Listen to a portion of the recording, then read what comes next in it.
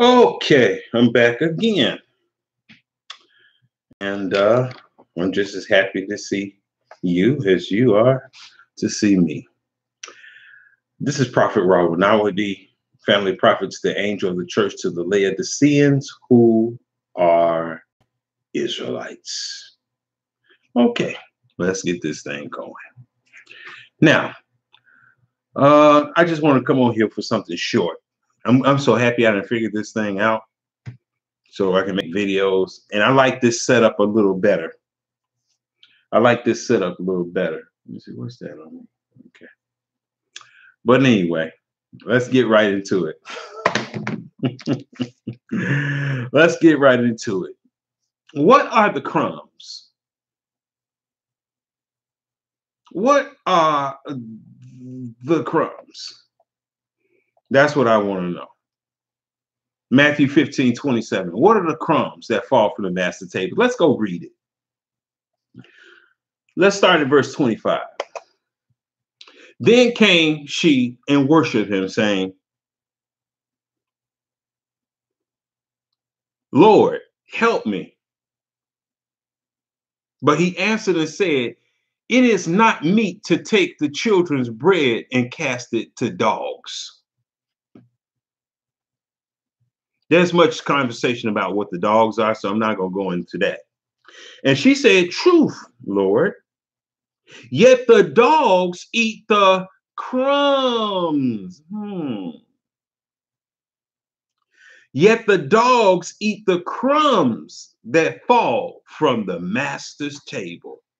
So, what are crumbs in the Bible?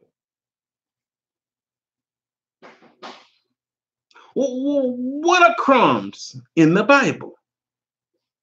What is the biblical definition of crumbs? Now, this is something I've never heard anybody talk about. Not saying that no one has, but I just never heard it. A breakdown on what these crumbs are. But before we deal with that, let's talk about where the crumbs come from. Okay? Let's talk about where the crumbs come from. For that, let's go to let me see.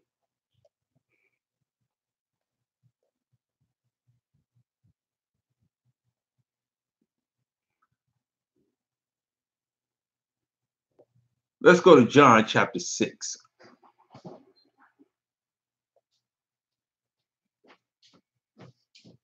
Let's go to John chapter 6.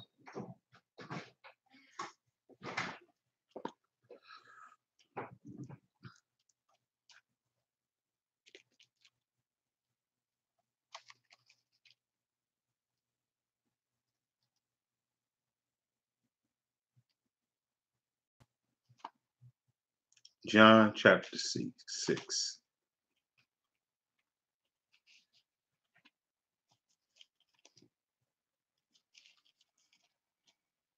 Okay, John 6:51. Look, it says, no, 48. I am the bread of life. Ah, see? Now we know where the crumbs come from.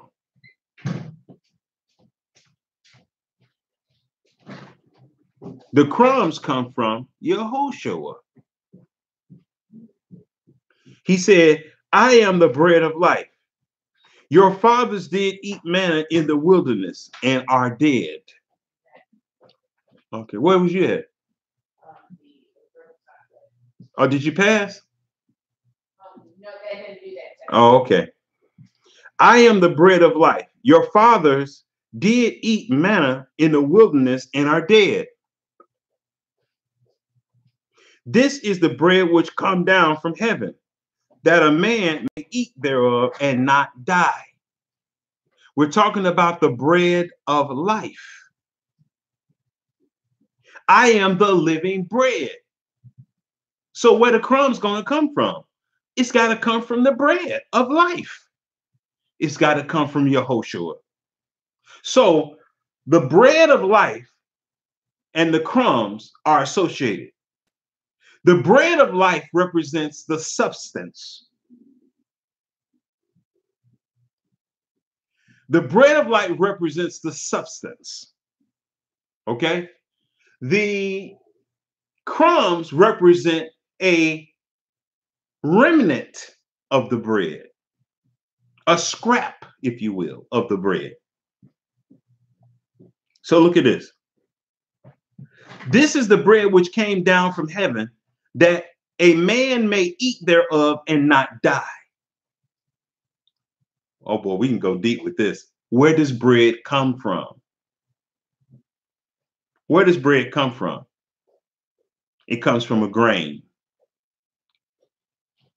Grains in the Bible are represented as truths. Different type of grains represent different type of truths. You can find this out by going to Ezekiel chapter 4, verse 11 through 13. So grains represent truth, the raw products of truth. That's what grains represent. That's why you have the parable of wheat and tares. Wheat is a grain. If you go over to Ezekiel chapter 4, I believe verse 13, it says, it talks about some grains. It says wheat, barley, beans, lentil, millet, and fitches, or spelt. Spelt and fitches are the same thing. So these are 6 grains. Corn is a grain. Now, corn is not mentioned in Ezekiel chapter 4, verse 13, but corn is the 7th grain. Maize is the 7th grain. 6 represents man. 7 represents complete. So the 7th grain would be corn. Okay, so let's get back to the bread and the crumbs. Since we ascertained how we get bread, we get bread from grains. Okay, there's a lot more to that I'm not going to right now in the breakdown of what is the difference than in grain and bread. But I will say this: grains are unprocessed truths. Bread is processed truths.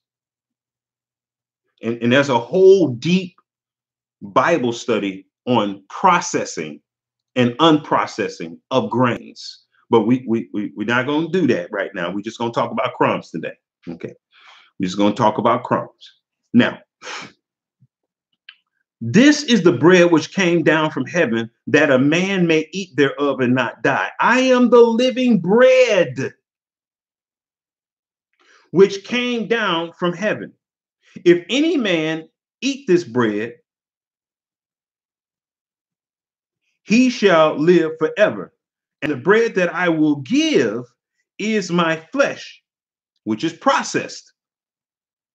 Yehoshua was represented as bread, represents a processed and finished product. Boy, that's tempting to talk about the difference between grains and bread, but I'm going to stop. It's just really tempting.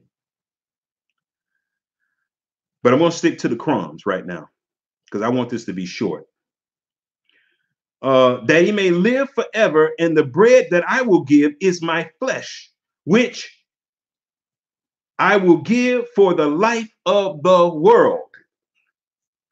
Okay, so we talked about bread. We touched on bread. I kind of teased you a little bit by almost giving you a breakdown on the biblical representation of grains versus the processed product of bread, loaves. But I'm tempted to, but I'm going to leave that alone. I'm going to leave it alone for another time.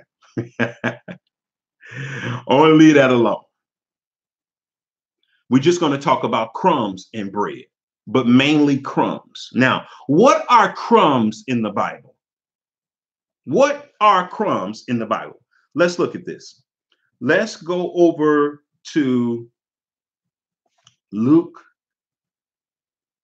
Now, let's go back over to Matthew 15:20, and let's read that.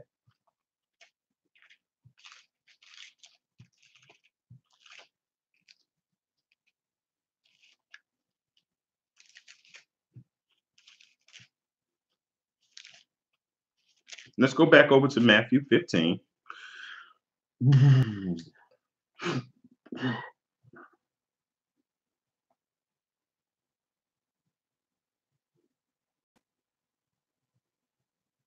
Yeah, 22. And behold, a woman of Canaan came out of the same coast and cried unto him, saying, have mercy on me, O Lord, thou son of David. My daughter is grievously vexed with a devil. Now, remember what she's at. Make a mental note of what she's actually asking for.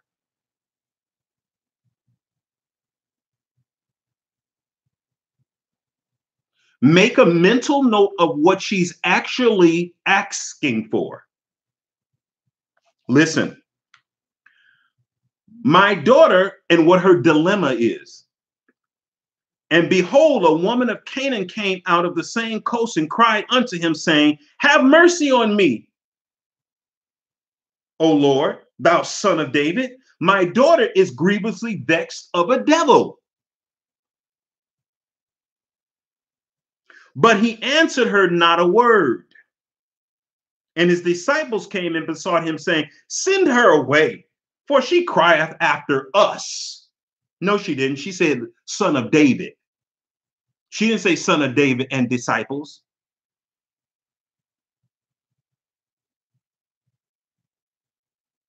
But he answered her not a word. And but he answered and said, I am not sent but to the lost sheep of the house of Israel. But then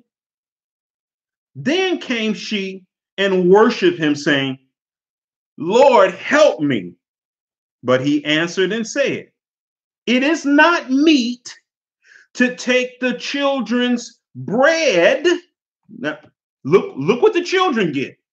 The children get bread. Oh, the children get the fresh bread. What do the dogs get? They get the crumbs that fall off the bread. And they only get them. They only get the crumbs from who? The children's bread. Oh, boy, I don't know. Is anybody getting this? Is anybody getting this? Do I have to spell it out?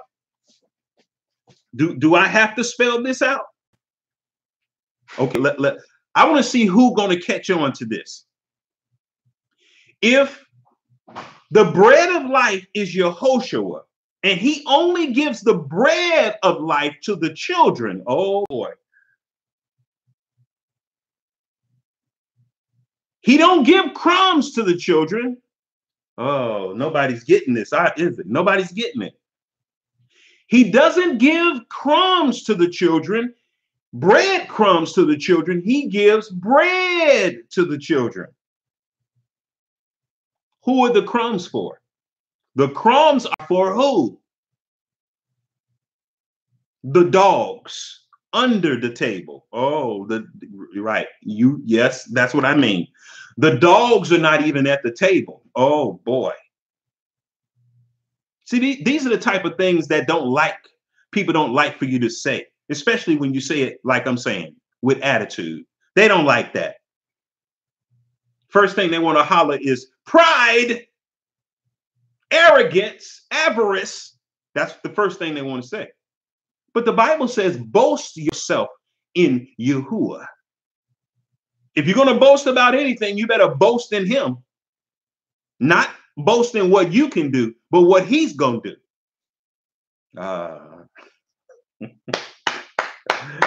Ooh-hoo-hoo. So the bread of life is directly for Israel.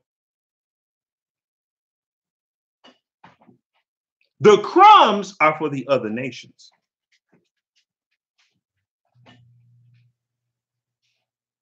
Now, what else are the crumbs? I want to show you something else too. Another symbol of crumbs. Let's go to John chapter.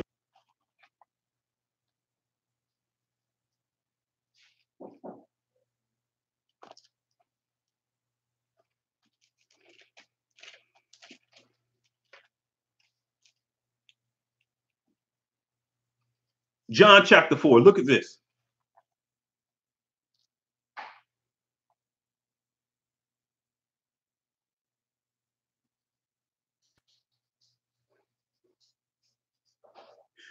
Verse 6. Now Jacob's well was there. Joseph, therefore, being weary, Yehoshua, therefore, being weary with his journey, sat thus at the well. And it was about the 6th hour. There came a woman of Samaria to draw water. Yehoshua saith unto her, give me water to drink. Now watch this now. Give me water to drink.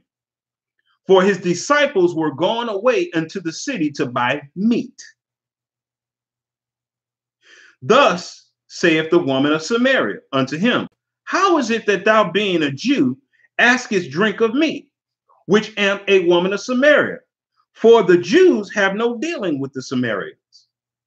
Yehoshua answered and said unto her, if thou knewest the gift of God, and who it was that saith to thee, give me drink, thou wouldst have asked him, and he would have given thee living water. Now, listen now. Look at the comparison. He asked the woman for temporal water, and then he told her, I could offer you something way better than you can give me. I can give you living water, woman. What's the difference between these two waters?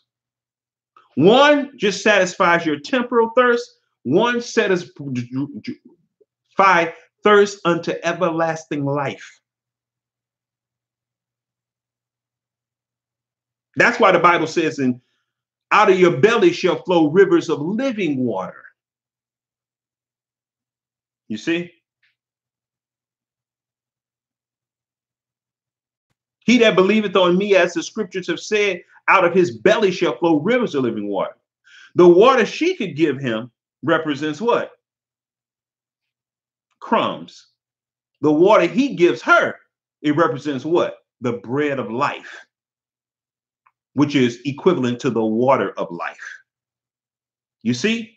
So you see the same thing in John 4 that you see in Matthew chapter 15 when it says, and John chapter 6, talking about the bread of life. Now, I want to show you something else too. I don't want to spend a lot of time on this, but let's go to 1 Corinthians chapter 12. 1 Corinthians chapter 12.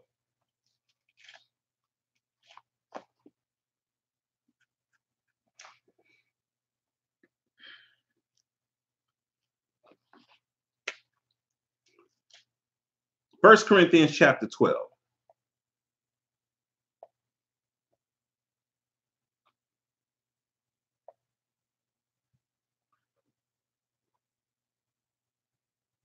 Look at this.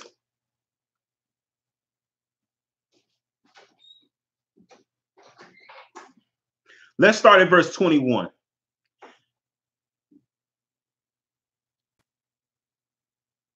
Let's start at verse 22. Nay, much more, those members of the body which seem to be more feeble are necessary. Just because the dogs get crumbs, Hebrew Israelites, it don't mean that crumbs are not necessary. It don't mean that these crumbs don't have any nourishing value or nutritional value. They have nutritional value. It has nourishing value, especially for a dog. Nay, much more, those members of the body which seem to be more feeble are necessary. And there are places in the Bible where the Most High calls Israelites dogs as well. Isaiah chapter 56, greedy dogs that never have enough. Yeah. So don't think just the only people in the Bible that are called dogs are heathen. Israelites are called dogs as well. Just want to keep us humble and focused. And like I said earlier, everywhere where Israel, as a rule, everywhere things that apply to Israel, it applied to the other nation in a lesser degree. Hence dogs, hence wicked, hence devils. Okay. And those members of the body which we think to be less honorable, upon these we bestow more abundant honor, and our uncomely parts have more abundant comeliness. What I'm doing here is I'm looking at the parts of the body, and those are the crumbs. And I want to tell you what the crumbs are when it comes to spiritual gifts. The crumbs, when it comes to spiritual gifts, are working of miracles, speaking in tongues. These are the crumbs. These are the crumbs. And we're going to read that. And those members of the body which we think less honorable, upon these we bestow the more abundant honor. And our uncomely parts are more abundant comeliness. For our comely parts have no need, but God have tempered the body together, having given more abundant honor to the parts which lack, that there be no schisms in the body, but that the members should have the same care one for another. So when it comes to spiritual gifts, you have those that are the least comely parts, or the crumbs. And when it comes to administrations in the body of Israel, you have crumb parts too. You have bread and crumbs.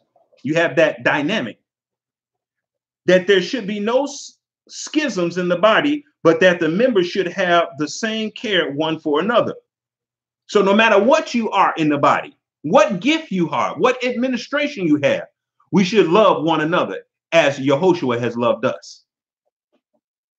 Whether you be a crumb or whether you be the bread, whether you have a gift that represents the crumbs or a gift that represents the bread. For our comely, okay, verse 26. And whether one member suffereth, all members suffer with it. Or one member be honorable, all the members rejoice with it. Now ye are the body of Yehoshua, and the members in particular. Watch this, verse 28. And God has set some in the church, watch this, firstly, apostles, secondly, prophets, third, teachers. These represent the bread. Apostles, prophets, and teachers, they represent the bread. Watch this. After that, you have miracles, then gifts of healing, helps, governments, diversity of tongues. Tongues is the bottom of the list. That's the crumbs of the crumbs. But guess what most Holy Ghost and Christian people, Christian thinking people is? They put speaking in tongues as the top gift.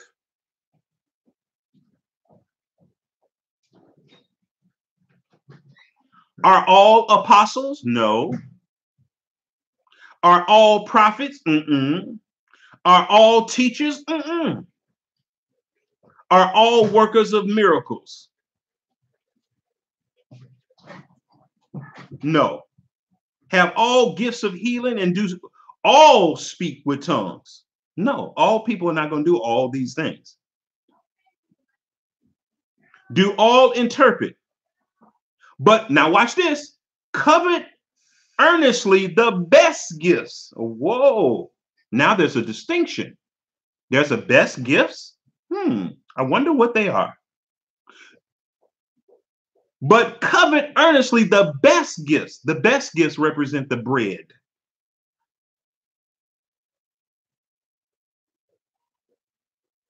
Covet earnestly the best gifts, and yet show I unto you a more excellent way.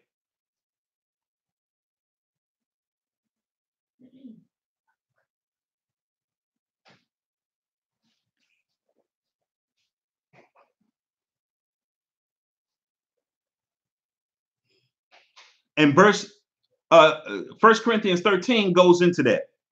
Though I speak with the tongue of men and angels and have not charity, I become as sounding brass and sinking tinkling cymbals. So charity is above speaking in tongues. Charity is way above speaking in tongues. And though I have the gift of prophecy and understand all mysteries and all knowledge, and though I have all faith so that I could remove mountains and have not charity, I am nothing. So no matter what gift you got, what administration you got, you have to be doing it out of charity, which is love. If you're doing any gift and you hate the children of the Most High, yeah, you can't even count that as crumbs. You got to count that as garbage. And though I bestow all my goods to feed the poor, and though I give my body to be burned and have not charity, it profiteth me nothing. It's garbage. Charity suffers long and is kind. Charity envieth not. Charity vaunteth not itself. So a lot of people, I noticed that they have a lot of different gifts, but guess what? They don't have charity. I don't care if your gift is represent the bread or the crumbs. Are you doing it in charity? That's the more excellent gift. Is charity, love. Okay. All right. So we covered a few things here. You know what? I do want to go somewhere else. Ephesians chapter 4, verse 11.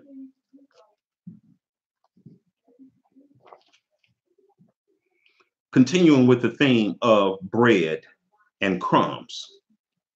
Bread and breadcrumbs.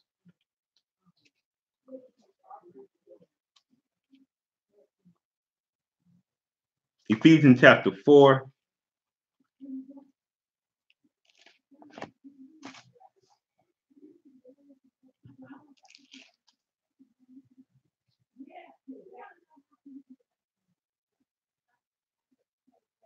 (11) And he gave some apostles, some prophets, some evangelists, some pastors, some teachers, for the perfecting of the saints.